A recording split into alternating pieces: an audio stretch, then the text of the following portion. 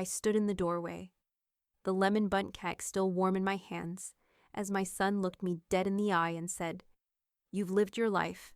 Now get out of ours." No raised voice, no apology, just clean dismissal, like I was a season that had passed. Behind him, his wife avoided my gaze. His daughter didn't speak. And just like that, the room I once built a family in became a place I was no longer welcome. So I left, and this time, I didn't take them with me. Before we begin, may I ask, where in this big, beautiful world are you listening from? It's always a quiet honor to know who's sharing this space. Drop it in the comments, and don't forget to subscribe. The drive to Eli's house was quieter than usual. Nina had taken the long route through Sycamore Street, the one lined with maple trees she and Eli used to rake together when he was just a boy. Tonight, those trees stood bare, their limbs skeletal against the orange dusk. She parked at the curb, adjusted the pearl necklace she always wore on special family nights, and grabbed the lemon bundt cake from the passenger seat. Inside, laughter floated from the kitchen. Dana was chopping vegetables with mechanical precision. Haley sat at the breakfast nook scrolling on her phone, and Eli stood at the stove, stirring a saucepan with the same detached efficiency he brought to his work emails. "Smells amazing," Nina said as she walked in, slipping off her shoes and setting the cake down. She offered Haley a soft smile. "Hi, sweetheart." Haley looked up, nodded slightly, and then looked back down. Dana gave a tight-lipped smile. Eli didn't turn around. Dinner was laid out in polished simplicity: roast chicken, roasted potatoes, and the salad Nina always used to make, but with pine nuts now. She noticed the change. No one mentioned it. Conversation started safe. Work updates, Haley's upcoming SATs, Dana's new Pilates instructor. Nina listened, nodded, made gentle jokes when it felt right. But she could feel the space between her and Eli. He hadn't made eye contact once. Not really. She sipped her tea. "So," she said lightly, placing her cup down, "do you guys have space over the holidays? I was thinking of—" Eli didn't let her finish. He exhaled through his nose, short and sharp, and leaned back in his chair. "Jesus, Mom. You've been so needy since you retired." The word cracked the room. Dana's fork paused halfway to her mouth. Haley blinked slowly, as if trying to delay the moment. Nina kept her voice even. "I was just asking if—" "Yeah, I heard you." Eli picked up his water glass, but didn't drink. "It's always something now. Dinner here, lunch there, holidays, errands. You've lived your life. Now—" His voice trailed off, then sharpened. "Now it's time to get out of ours." No one moved. Dana looked down at her plate like it might rescue her. Haley stared at her father, lips slightly parted, unsure whether to defend her grandmother or disappear entirely. Nina sat still, the ceramic teacup warm in her hand. A strange calm settled over her. She took one last sip, set it down gently, then stood. "Well," she said, her voice calm and terribly polite. "Thank you for dinner. The potatoes were perfect." She turned toward the door. No one stopped her. No one asked her to stay. She reached the hallway, slipped on her shoes, and picked up her coat. The smell of rosemary and lemon clung to her sleeves, a scent she used to think of as home. As she opened the door, Haley's voice came from the kitchen, barely above a whisper. "Dad, what the hell is wrong with you?" But Nina didn't pause. The door clicked shut behind her. Outside, the wind had picked up, rustling dead leaves along the curb. The sky was darker now, stars just beginning to pierce through the dusk. She walked to her car, placed her hands on the steering wheel, and just sat there, not crying, not shaken, just changed. Something in her had shifted. Not broken, no. Something had clarified. She turned the ignition, but didn't drive. Instead, she stared at the house she'd once helped build, brick by brick, meal by meal, bedtime story by bedtime story. The same house where her son now told her she didn't belong. The porch light flickered on behind her. Motion sensor. Nothing personal. And still, she sat. Because this wasn't just dinner. This was the moment he lost her. The house was silent when Nina stepped back inside. Not the soft, cozy kind of silence, but the sharp-edged stillness of something newly hollow. She dropped her keys in the bowl by the door and walked into the kitchen without turning on the light. The dim amber glow from the stovetop clock was enough to see. Her bundt cake sat untouched on the counter. She picked it up, turned it slowly in her hands, then set it down with finality. Upstairs, her phone buzzed again. That same name on the lock screen. She didn't open it this time. Instead, she sat at the kitchen table and opened her contacts. Eli Jordan, Mobile Eli Jordan, Work Eli and Dana. Home Family iCloud Calendar one by one. She pressed edit, then delete contact. The phone buzzed a polite confirmation with each erasure. She navigated to the shared calendar they'd kept for years. Doctor appointments, birthdays, Haley's piano recitals, even her own weekly walking group. With a few taps, she removed herself. It didn't ask for a reason. It simply accepted her decision and vanished from her screen, taking the shared history with it. Then she stood, moved down the hallway toward the gallery wall she'd curated like a shrine. Graduation photos. Haley as a toddler in overalls, smudged with jam. Eli and Dana at Yellowstone, mid-laugh. The last one was of the three of them, Eli with his arm around her shoulder, the tightness in his smile now impossible to unsee. She pulled each frame from the wall gently, as if they might protest. A shoebox waited in the coat closet.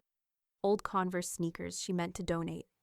She dumped them unceremoniously and began filling it with frames, not smashing them, just removing them, like extracting glass from skin.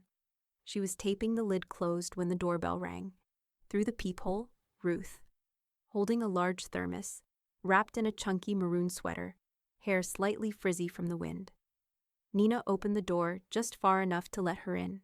"You're up," Ruth said, surprised but unsurprised. "I brought mushroom barley, old Jewish guilt soup." Nina cracked a smile. "You're not even Jewish. I'm neighborly." "Same thing." They sat at the kitchen table in their pajamas, the shoebox resting awkwardly between them. Ruth looked at it, then looked at Nina. "Okay, spill." Nina stirred her soup slowly, watching the barley swirl. "He said what he meant," she said, "and I heard him loud and clear." Ruth didn't ask more. She just reached across the table and rested her fingers over Nina's for a moment, then pulled them back and took a sip. Later, after Ruth had gone, Nina went upstairs. She opened her filing cabinet, not the big one with tax returns and warranties, but the smaller one in her bedroom closet where she kept important things. Her old teaching evaluations, love letters from Robert before he became her ex-husband, and a birth certificate she never looked at anymore. She pulled out an empty manila folder. On the tab, she wrote in clean black ink, "New Autonomy." Inside it, she slid the printout of her pension summary, a note scribbled to herself, "Home Equity Consult." And finally, she opened her laptop and typed into the search bar, "Free legal consultation estate planning women over 60. Dozens of results. She clicked one near the top. A woman-owned law office in town. Free 30-minute sessions. No obligation. The phrase "no obligation" sat oddly heavy. She didn't make an appointment. Not yet. But she bookmarked the page. And then she sat very still, staring at the open file folder like it was the start of something sacred.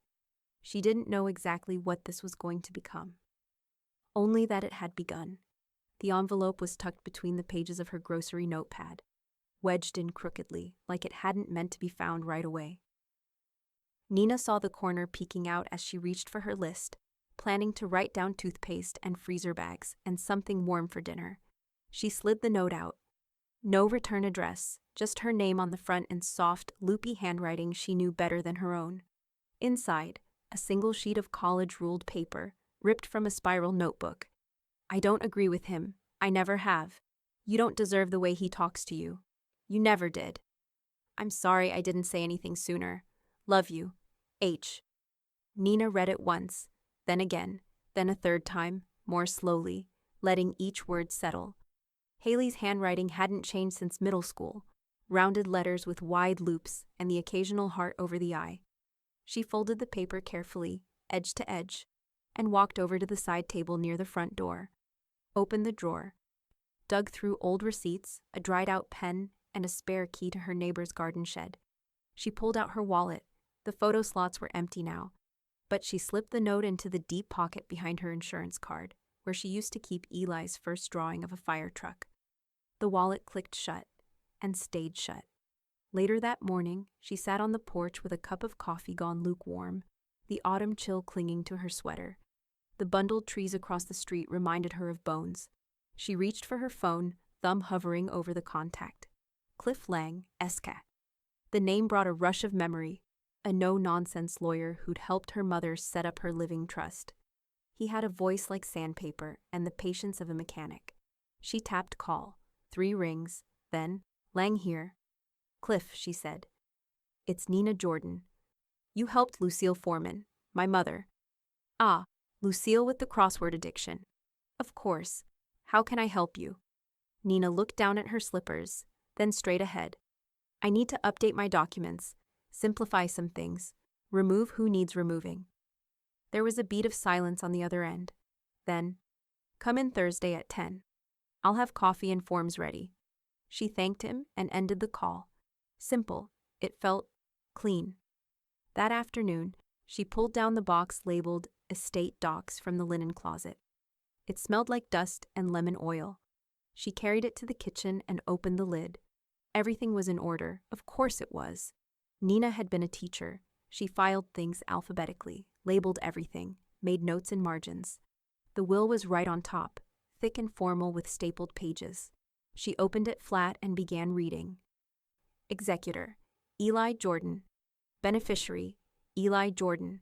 In case of death, primary guardian of dependents, Eli Jordan. Healthcare proxy, Eli Jordan.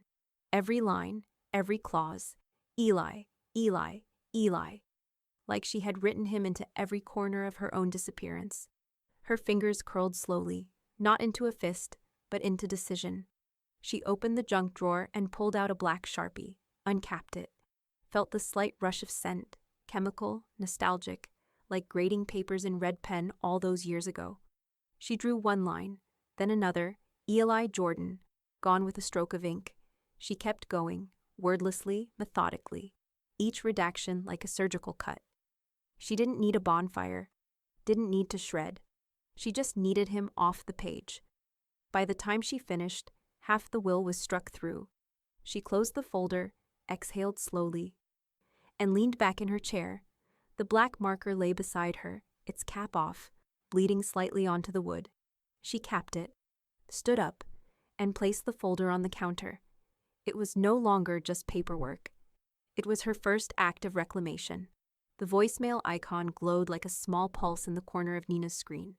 She didn't press play right away. Instead, she set the phone face down on the table and finished washing the mug she'd used that morning. Warm water, slow circles of the sponge. The small domestic motions she still trusted. The message could wait. The message could always wait. Finally, she dried her hands, sat down, and hit play.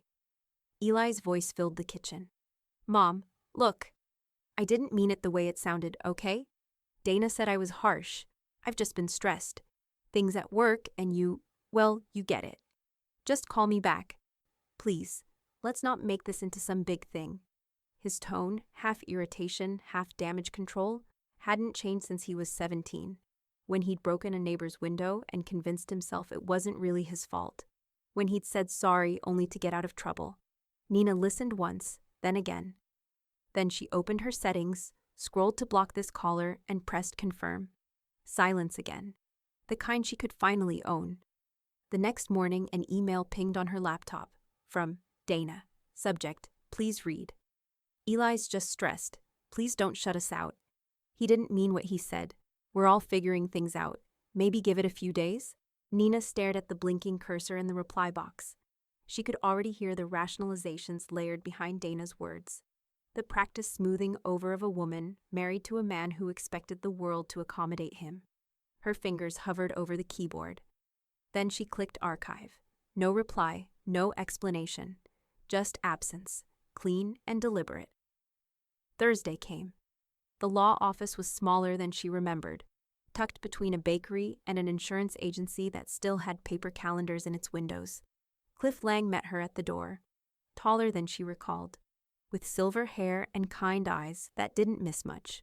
Coffee, just like I promised, he said, handing her a cup before leading her into a glass-walled conference room. The table was already laid out. Forms, signature tabs, yellow legal pads. I reviewed your old documents, he began. Simple enough to amend. We'll simplify everything. Remove who needs removing. She nodded, her voice even. That's exactly what I want. He slid the first page toward her. Executor? Haley Jordan, Nina said. Primary.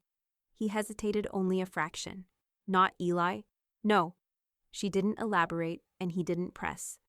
Together they moved line by line through the will, through her healthcare directives, through her power of attorney. Each signature felt like a new boundary drawn in ink. Her handwriting, steady, unshaken, looked older but not weaker. When they reached the final page, Cliff glanced up. You want this filed privately or publicly, she said before he could finish. I don't want anything hidden. A faint smile ghosted across his face. That'll make it clear where things stand. That's the point. He capped his pen, gathered the pages neatly, and handed her a copy. It's rare, he said quietly, to see someone this sure. Nina met his eyes. It took me a lifetime. When she returned home, the late afternoon light had turned golden, soft but final, like the close of something long overdue. She placed the new will on her dining table, beside the folder labeled New Autonomy. The Sharpie was still there from days ago, its black cap tight, the faint scent of ink lingering. Outside, the wind rattled the chimes she'd been meaning to take down. She let them play out their uneven music. Then she walked to her desk, opened her email, and deleted her family group thread. Years of holiday plans, photos, recipes, all gone with a single confirmation click. She leaned back in her chair, exhaled slowly, and watched her reflection in the darkened computer screen. Her face looked the same, but something behind it didn't. What surprised her most wasn't the peace. It was the quiet certainty that she would never take another call from him again, and that, finally, felt like freedom. Nina didn't expect the knock. It came late Saturday morning, just after she'd moved her winter coats from the back closet and cleaned out the pantry shelf no one else ever looked in. A soft two-knock rhythm, hesitant. No delivery truck outside, no unfamiliar car. Just a figure through the frosted glass of the front door. Haley? She was wearing a hoodie too thin for October and holding a paper bag from the bakery up the street. Her eyes were cautious. Her posture uncertain, like someone approaching an old trail they hoped hadn't washed out. I didn't call, Haley said, stepping inside when Nina opened the door. I thought maybe if I called, you'd say no. Nina didn't answer right away. She just took the bag and nodded toward the kitchen. Let's sit. They moved through the house silently, Haley taking in the rearranged shelves, the blank hallway wall where the photos used to be, the unfamiliar stillness that had settled like a new tenant. The kitchen smelled like clean countertops and coffee grounds. No sign of dinner, no sign of anyone but Nina. Haley sat at the table, hands wrapped around a to-go cup she hadn't brought for herself. I just wanted to say I'm sorry for what he said, and for not saying anything when it happened. Nina watched her, eyes unreadable. She took a sip from her own coffee, lukewarm again. It wasn't you, she said softly. It never was. Haley nodded, but the weight in her expression didn't lift. Can I still visit? She asked. Even if they don't? Nina looked out the window for a long moment. The wind had slowed. A squirrel perched on the fence post, tail flicking.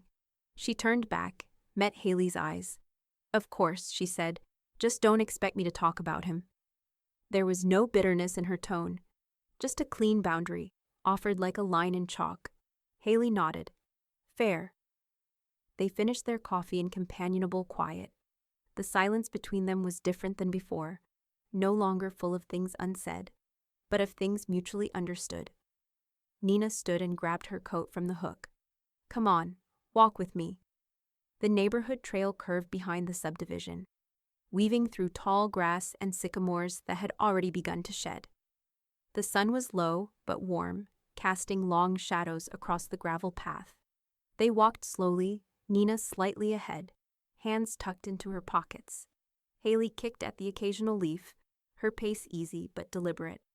Mom said you blocked him, she said after a few minutes. Nina gave a dry laugh. I did, Haley glanced over. Are you angry? Nina stopped walking. She turned to face her granddaughter, her breath visible in the cool air. No, she said. I'm not angry. Haley looked confused. But after what he said, what he did, how can you not be? Nina considered that. Really considered it. I think anger burns too fast, she said finally.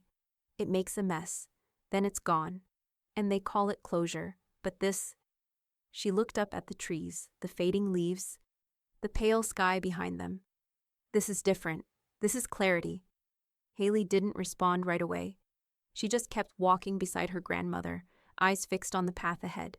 After a few steps, she said, I thought you'd be more, I don't know, vengeful. Nina smiled. Vengeance takes energy. Right now, I'm investing mine elsewhere. Haley gave a small, crooked grin. Good. Because whatever this is, you seem more like you. They walked another quarter-mile in silence, the gravel crunching beneath their shoes, the wind pulling at their sleeves. At a bend in the trail, Nina paused. What about you? She asked. Haley looked up. You still believe in who he is? Haley's mouth opened, then closed. Her voice came quiet. I used to think he'd grow out of being like that, but now I'm not sure he even knows he's doing it. Nina nodded slowly. That's the hardest kind of man to forgive, the ones who can't see themselves. They stood there for a moment, two women from the same bloodline, each carrying their own version of him. It was Sunday evening when Ruth came by again. No soup this time, just a Tupperware of leftover chili and a look that said she'd been thinking too much. The light outside was already thinning, turning the kitchen windows a faint shade of silver blue. Nina poured them both tea, chamomile, and honey, and set the mugs between them. Ruth studied her face. You look lighter, she said. Not happier exactly, just like someone who's stopped carrying something heavy. Nina smiled faintly. Maybe I finally set it down. They sat in that easy silence that only old friends know, until Ruth spoke again, softly. He ever apologize? Really apologize? Nina shook her head. Not once. Then, without planning to, she began talking. Not about that night. She didn't need to relive that. But about all the small, quiet cuts that led there. How Eli used to forget her birthday 3 years in a row and call the next day, joking that he was just giving her an extra 24 hours of celebration. How he'd stopped checking in after her hip surgery, saying he'd been swamped, but somehow managed to make it to Dana's cousin's wedding that same week. How she'd left voicemails that began with cheerful updates, her garden blooming, the neighbor's dog having puppies, and ended with long silences she didn't know how to fill. Ruth listened without interrupting, her hand cupping her mug, eyes steady. He never yelled, Nina said quietly. That's the thing, he just didn't show up. Not for birthdays, not for Sunday dinners, not even for small talk. It's not dramatic enough to call neglect, but it chips at you. And you start telling yourself maybe you're too much. Maybe the world's moved on without you. Ruth's lips pressed together. You deserved better than crumbs. Nina nodded once. I know, now I do. Later that night, when Ruth was gone and the house was still again, Nina sat at her desk with a fresh notebook. She opened to the first page and wrote in small, careful handwriting, "Moments I let slide." At first, she could only think of a few. A missed Mother's Day card, a conversation cut short, a Christmas gift he never opened. But the more she wrote, the more came back. The ignored messages, the polite excuses, the years of half listening. The list stretched on and on, across 3 full pages. Her pen ran dry halfway through the second. She simply reached for another. When she finished, she read it once, slowly. Each entry landed like a quiet thud. No tears, no fury, just the factual record of all the times she'd mistaken silence for peace.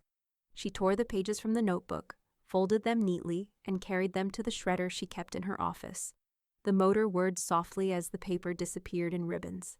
That's the last time I carry it, she whispered. The next morning, she met Cliff again.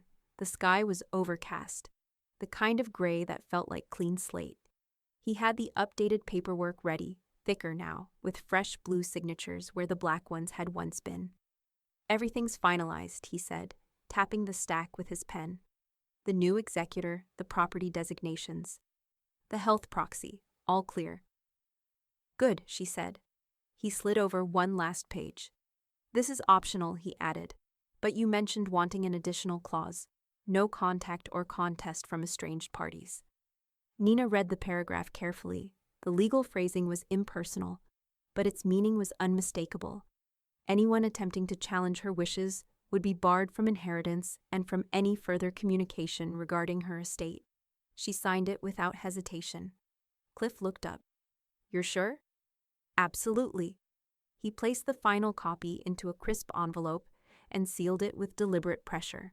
Then it's done. Nina took the envelope, slipped it into her bag, and stood. Thank you, Cliff. He smiled softly.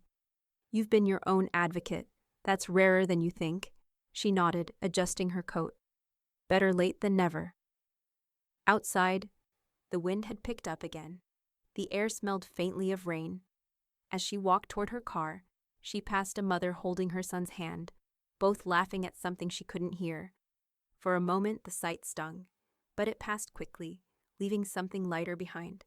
Nina unlocked her door, glanced at her reflection in the window, and smiled, just slightly. For the first time in years, she wasn't waiting on anyone to do right by her. She already had. The message came through Ruth.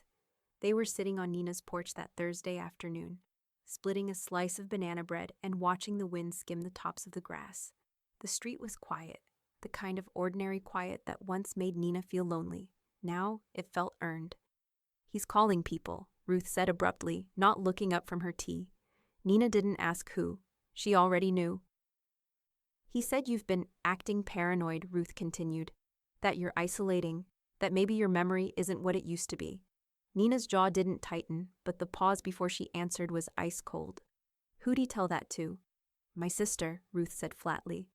And Marion from your bridge group. Nina leaned back, letting the words settle like smoke.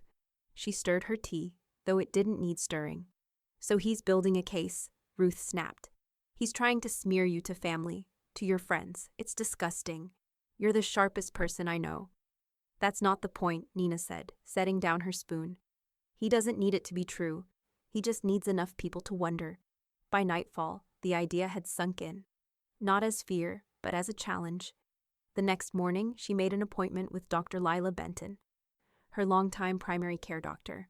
She didn't want to use her Medicare annual just yet, but this was worth the copay. Lila welcomed her into the office with a hug and a raised eyebrow. You never asked to be squeezed in. What's going on? Paperwork, Nina said, placing her palms on the edge of the desk.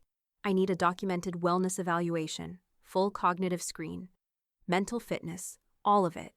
And I need it dated and signed. Lila blinked, then nodded slowly. Are we doing this for a reason? Because my son thinks he can weaponize my age against me, Nina replied, evenly. And I want a paper trail that says otherwise. The evaluation took 45 minutes. Memory, logic, balance, emotional recall. Nina answered every question with the clarity of someone who'd been waiting her whole life to be underestimated, just so she could prove otherwise. At the end, Lila slid the final document across the table. Mental status, clear. Cognitive impairment, none observed.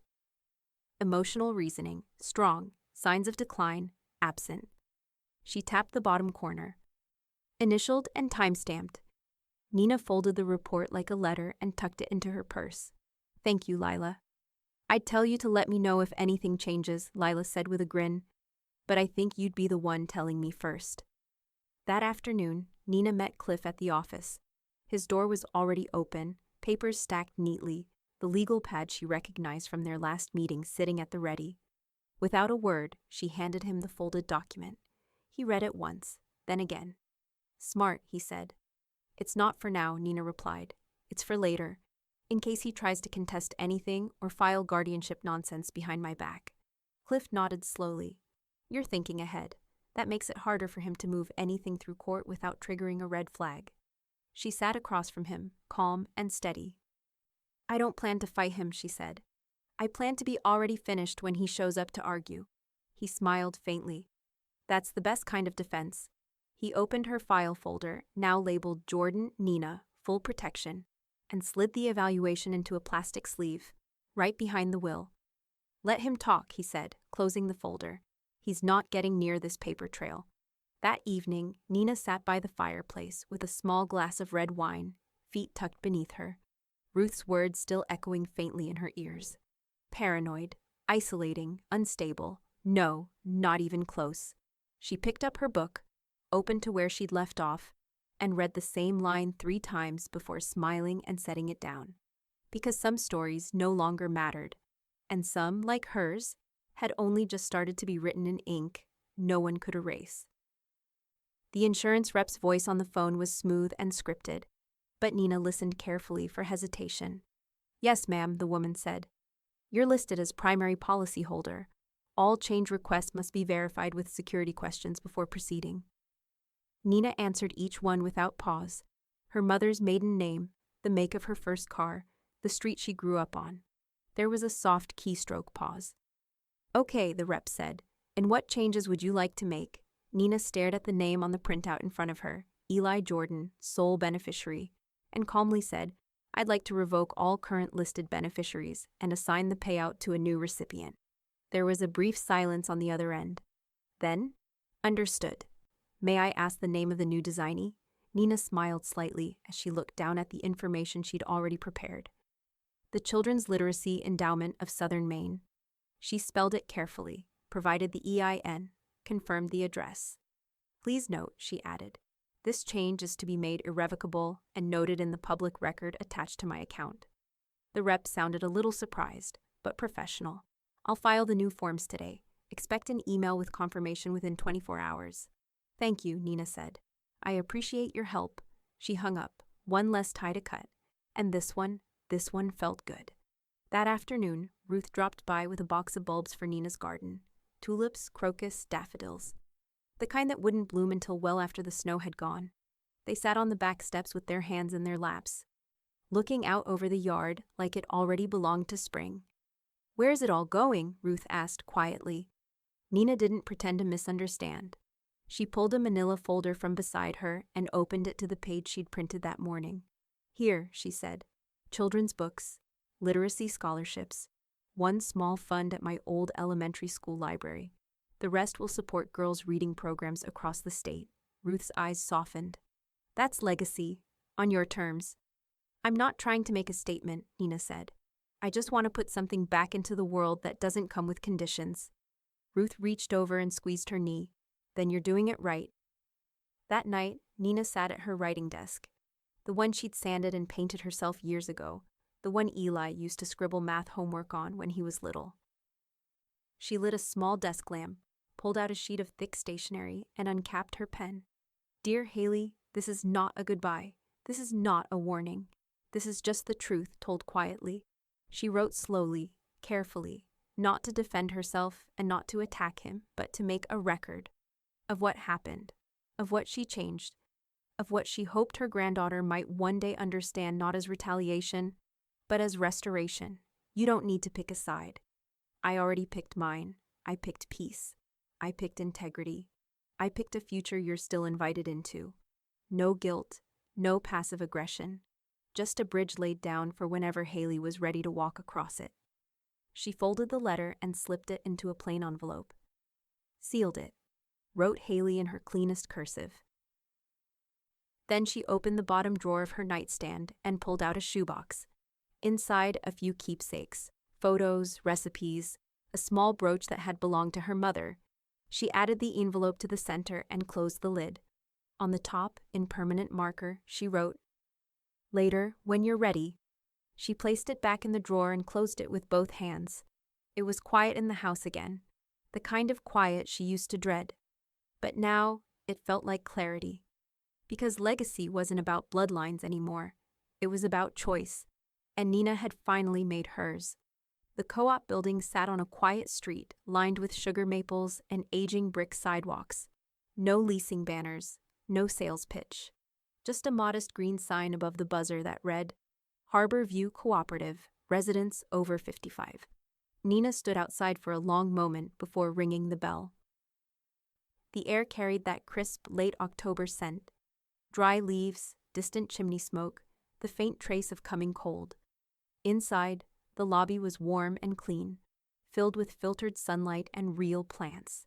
Not the kind that faked life, but ones that required care. The furniture was simple, worn in a comfortable way. A puzzle half finished on the coffee table, classical music playing low on the speakers. A woman in jeans and orthopedic sneakers greeted her with a smile. "You're Nina," Nina nodded. "Yes, I called about a tour. I'm Carol," the woman said, extending a hand. "Board member. Resident for 7 years. Come on in. I'll show you around." They walked slowly through the building, wide hallways, freshly painted trim. The occasional burst of laughter behind a closed door. Nina saw a knitting circle in the common room, a man in the small gym pedaling a recumbent bike while watching Jeopardy on mute, a bulletin board filled with resident-led activities, movie night, garden club, Medicare workshop, community book swap. It didn't feel sad. It didn't feel like surrender. It felt like air. Carol opened the door to an empty second-floor unit. 1 bedroom, modest kitchen, a little Juliet balcony that looked out over the trees. Nina stepped into the living room and ran her hand over the edge of the windowsill. Light filtered across the hardwood floors like possibility. "You wouldn't be the oldest here," Carol said with a small laugh. "And you sure wouldn't be the quietest." Nina smiled, taking in the space. It wasn't grand, it wasn't hers, not yet, but it could be. She turned back to Carol. "What's the deposit?" 3 days later, the paperwork was signed. Move-in date, 6 weeks from Thursday, Unit 2B. Monthly dues, resident agreement. Emergency contact form with Haley's name listed and no one else's. She didn't tell Ruth, not yet, didn't call Haley, definitely didn't send a group message. This wasn't news, this was permission, for herself. She started decluttering the following weekend. 1 room at a time, 1 drawer, 1 shelf. No dramatic soundtrack, no bags of trash on the curb. Just quiet decisions in the corners of her life. She found the napkin Eli had doodled on in 2nd grade, folded like a secret and stashed behind her recipe books. Tossed it. The scarf Dana gave her one Christmas, still in its gift box. Donated. The half-used spice rack she'd always meant to organize. Pitched entirely. Each thing she let go of felt like exhaling after holding her breath for years. In the living room, she tied sticky notes to the backs of chairs and the undersides of tables. Donation, Goodwill call Ruth. If she wants it, curb, free pickup. She came to the old oak coffee table last. The one with 2 rings from Robert's Beers, 1 leg that wobbled slightly, and a drawer that still stuck on humid days. It had sat in her living room since Haley was a baby. They used to slide dominoes across it on rainy afternoons. She sat in front of it now, ran her hand across the scratched top, and smiled. This piece didn't hold anyone's betrayal. No sharp edges, no memories souring at the corners. Just softness, use, time. She picked up the pen and scribbled on a yellow note, "Keep, the only thing that holds memory and not resentment." She smoothed the paper flat and left it there. Later that evening, she stood in the center of her bedroom, half-full boxes against the walls, an open suitcase on the bed, and looked around like a guest in a life she was finally ready to leave behind. Not with bitterness, not with grief, just readiness. She glanced at the calendar taped to her fridge, drew a small black circle around her move-in date. Then she wrote next to it, in her smallest script, "Begin." The knock came on a Tuesday. Mid-morning, light streaming through the half-packed living room, the faint scent of lemon oil from the table she'd just wiped down. Nina was labeling another donation box when she heard it. 2 sharp raps, then silence. Not Ruth's knock, not Haley's either. She dried her hands on a dish towel, walked slowly to the front door, and checked the peephole. Dana. Her hair was pulled into a low ponytail. She wore a fitted blazer and no makeup, but her posture had the tension of someone rehearsing a script.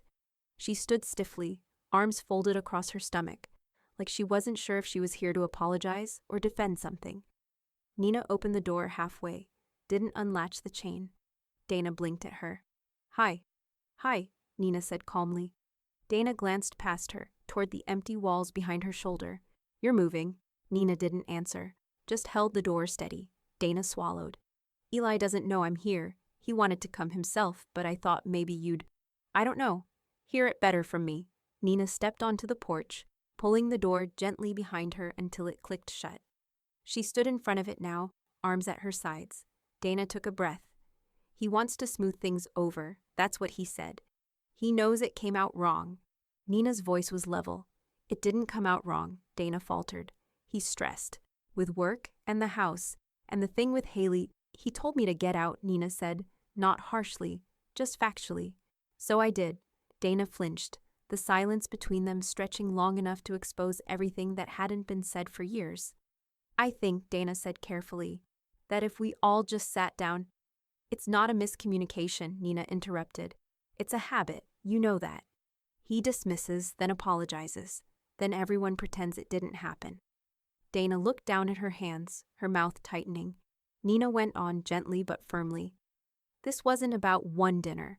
This was the end of a pattern I let go on too long. Dana lifted her eyes. So this is really it?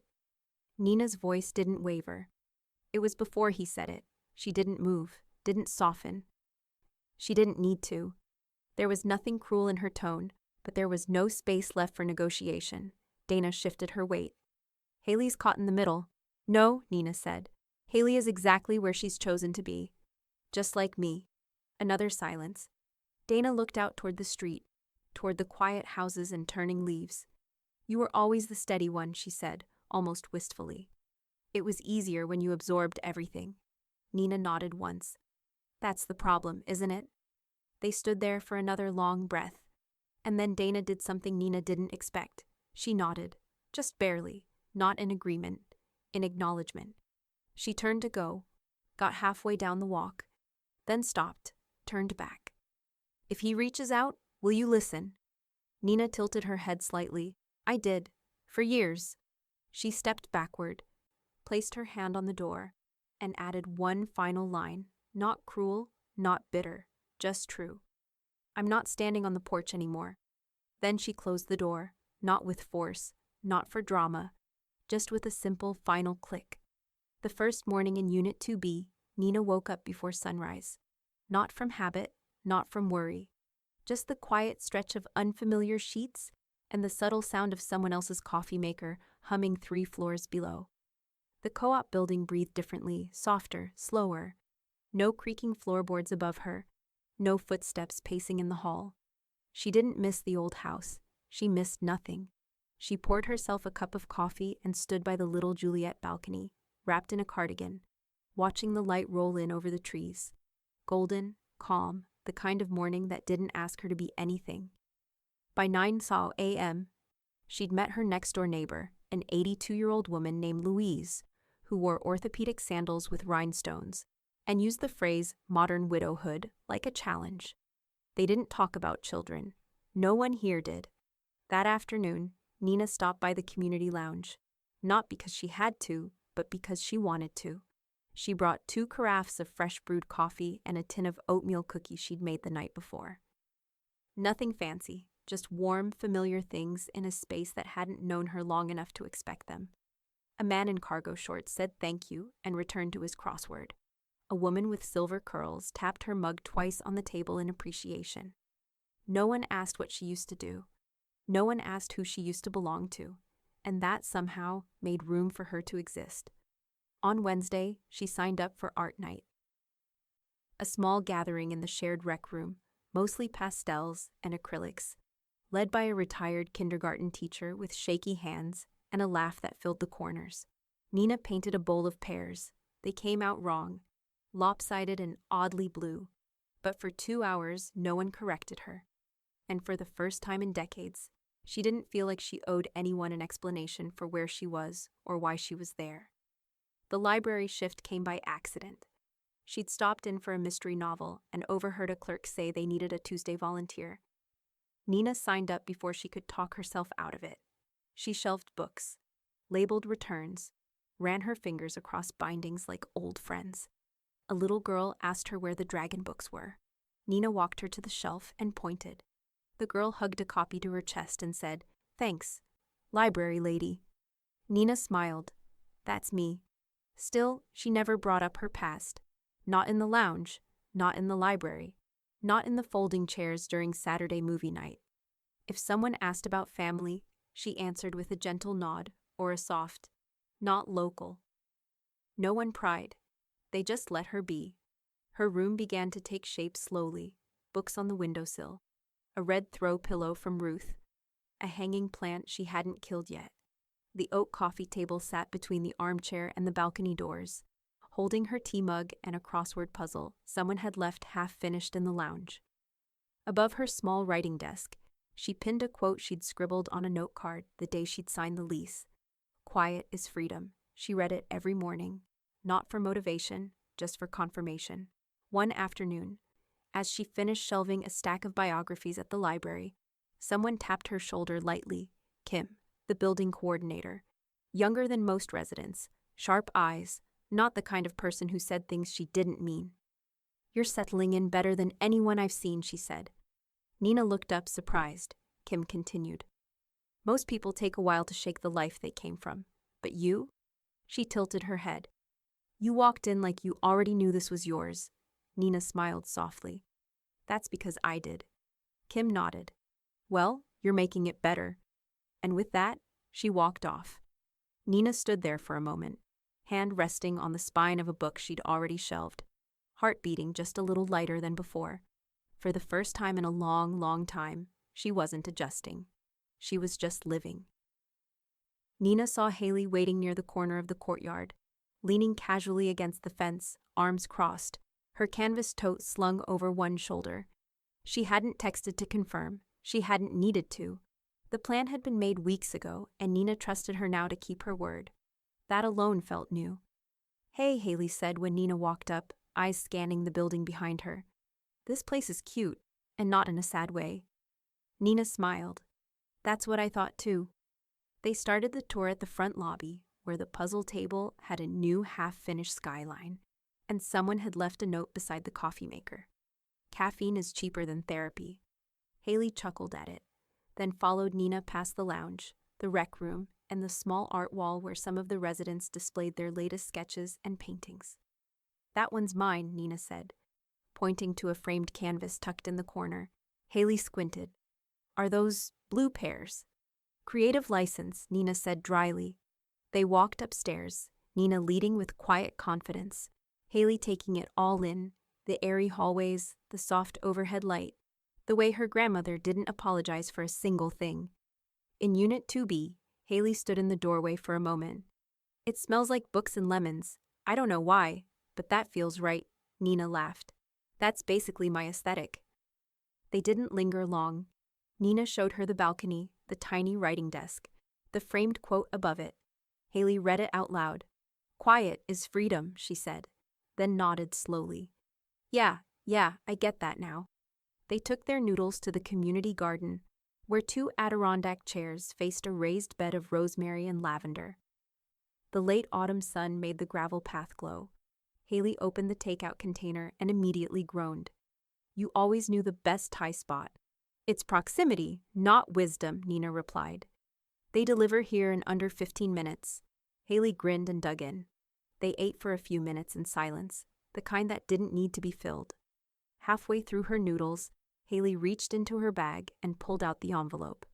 The one labeled, "Later, when you're ready." She didn't say anything, just opened it slowly, read in silence, eyes tracking the words once, then again. When she finished, she folded the paper neatly and set it back into the envelope like it was made of glass. Then she looked at Nina and said, voice steady, "You didn't deserve any of it." Nina met her eyes, held them. "I know," she said. "That's the difference now." Haley blinked quickly, swallowed hard. "You always made space for people who didn't know what to do with it." "I thought that was love," Nina replied. "Turns out it was just accommodation." Haley nodded, quiet. A few moments passed. Then Haley said, "You want to go somewhere? Just us?" Nina raised an eyebrow. "Like where?" "I don't know. Somewhere with old bookstores and pie. Or a lake. Something boring. Something good." Nina smiled, really smiled. "I think I'd like that." Haley looked down at her nearly empty takeout container. "I'll drive, and I'm paying. Then I'll pick the pie." They clinked plastic forks like champagne glasses and leaned back in their chairs, sun warming their faces, the scent of rosemary between them. Haley showed up on a rainy Thursday with no warning. hair damp, coat buttoned wrong, eyes rimmed in red like she hadn't slept, or had tried not to cry and failed somewhere in the middle. Nina didn't ask questions at the door. She just opened it wider and stepped aside. Haley kicked off her shoes and walked into the living room like she needed the walls to hold her up. She dropped her tote on the chair, unzipped her coat, and stood for a long second, back turned. Nina poured her tea. No need to fill the silence. It would come when it was ready. Haley finally sank into the armchair and took the mug with both hands. He saw the scholarship post, she said. Nina sat across from her calmly. And he lost it. I didn't even say your name. It was just a fundraiser link for the literacy endowment. But he knew. Nina nodded slowly. Of course he did. Haley stared down at her tea. He said I was encouraging you, that I was picking sides. Nina kept her voice soft. You don't owe me sides, Haley. Just your truth. Haley's eyes met hers, wet but steady. You're the only one who lets me be neutral. Because neutrality, Nina said gently, should be a choice, not a cage. The silence that followed wasn't empty. It was thick with generations of roles, of expectations, of women made to carry the weight of other people's comfort. Nina had worn that burden so long, her shoulders had forgotten they were allowed to rest. Now, looking at her granddaughter, she could see the early signs of the same wear. She wouldn't pass it down. Haley took a slow breath. Mom thinks I should stop coming here. Nina raised an eyebrow. Will you? I don't know, Haley admitted. But I'll keep texting, and I'll show up when I can. And I'll never pretend you were the one who broke this. Nina reached across the coffee table and gently rested her hand on Haley's. I don't need proof, she said. I just need peace. They sat like that for a moment, hands not held, but touching. A kind of generational truce. No performance, no blood loyalty demanded. Just a thread left untied, on purpose. That weekend, Haley sent her a photo of a bookstore in Vermont with a caption that simply said, "Found your kind of quiet." On Tuesday, she mailed Nina a postcard from a vintage shop in Connecticut. A worn image of a lake and the words, "Wish you were here," scrawled beneath a smiley face. Nina placed it on her fridge with a round magnet shaped like a typewriter. She didn't text back. She didn't have to. Weeks passed. The weather turned colder. Snow teased the forecast, but never stayed long. The text from Eli stopped altogether. No checking in. No backhanded apologies. No silence disguised as maturity. Just nothing. She didn't miss them. She didn't expect a final message. The ending had already happened. People always imagine final words are spoken at the moment of goodbye. But Nina had learned better. Final words often arrive in the shape of a long silence you stop trying to fill. One morning, Nina opened her laptop and logged into the fundraising dashboard for the scholarship fund. A new donation had come in from someone anonymous, listed only as, "in honor of the women who choose their own way out." She stared at it for a long time, then clicked thank donor and typed only one word. Freedom. It sold in 3 days. No counteroffers, no back and forth. Just a young couple from out of state who fell in love with the porch swing and the deep backyard and the outdated charm of the wallpaper Nina had stopped seeing years ago. They wrote a letter to include with their offer, said they imagined their kids growing up there, tracing stars from the same windows, learning to bike in the same driveway. Nina didn't read the letter, Ruth did. She summarized it while packing mugs into bubble wrap. "They're lovely," she said, "and impossibly sentimental. He's a software developer. She's a doula. Very Whole Foods energy." "Perfect," Nina replied, folding the last box of linens. "They'll make it new." They worked in comfortable silence, the kind that had grown even easier now that everything Nina had needed to say, to Ruth, to herself, to the ghosts of that house, had already been said. No farewell letters, no memory reels, no guilt, just a transaction. The closing took 10 minutes. Paperwork filed, keys counted, numbers exchanged. Nina didn't wear black or pearls or anything nostalgic, just a slate blue sweater, jeans, and the calm that had come to live in her body like an old friend. When the wire transfer hit her account, she transferred most of it again, straight to the fund. The rest, she kept modest, enough to cover a few small joys, travel, time, a new coat for winter, and a pair of boots without a crack in the sole. The rest had already done its job.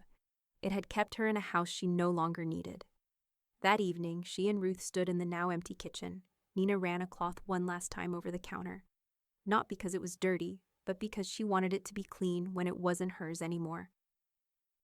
"Still remember the first time I saw this place," Ruth said. "You were trimming the hedge with scissors, like a lunatic." Nina laughed. "They were pruning shears.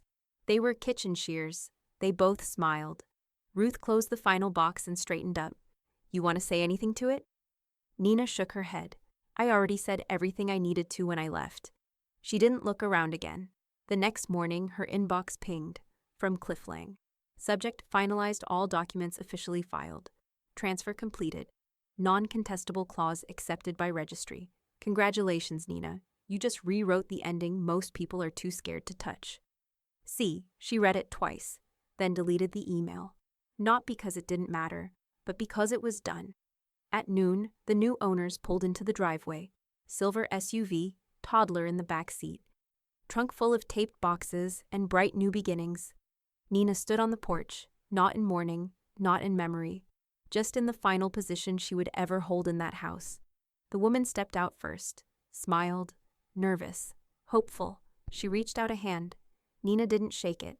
Instead, she reached into her coat pocket, pulled out the ring of keys, house, shed, mailbox, and held them in her palm. The woman reached for them. Nina let them go. "Congratulations," she said.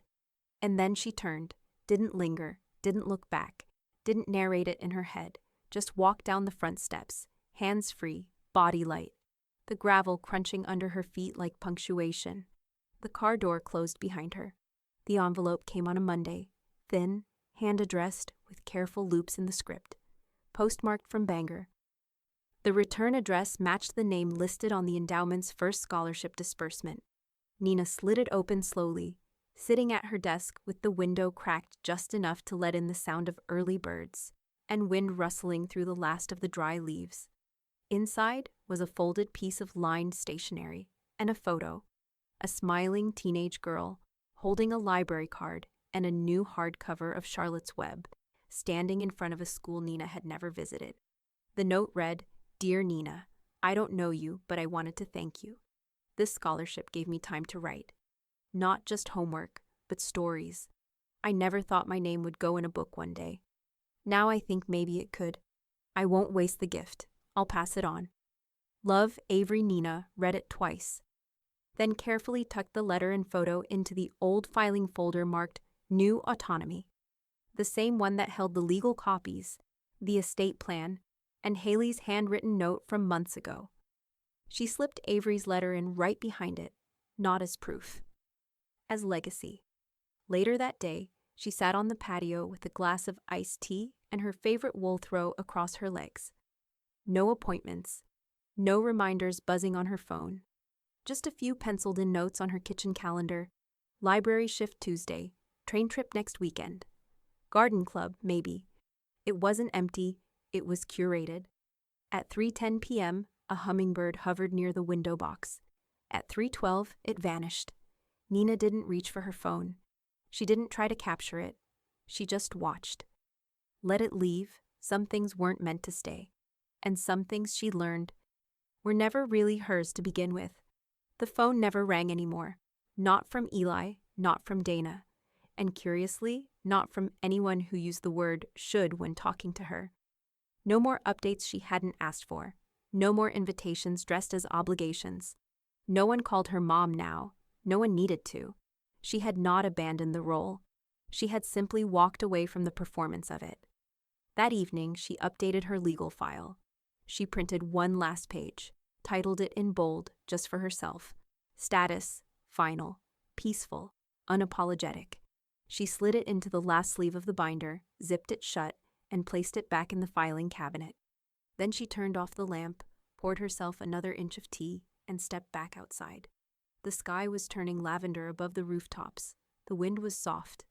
The world wasn't quiet, but it was still, the kind of stillness that asks nothing of you and offers everything. She sat back, pulled the throw tighter around her knees, and closed her eyes. No images of the house, no echoes of slammed doors, no revision, no regret.